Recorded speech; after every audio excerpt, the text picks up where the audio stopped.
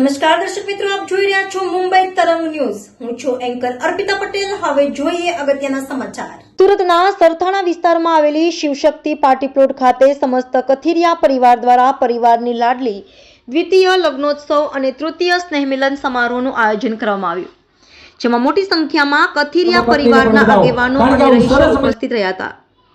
Reporter વિજય મકવાણા, મુંબઈ તરંગ news, Surat. જી, આપનું નામ? જેડી કથિરિયા. જી, આ કાર્યક્રમ વિશે જાણકારી આપો.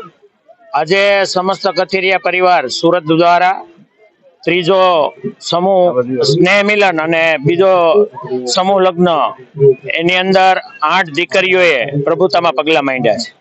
આ સમાજને શું સંદેશ આપો?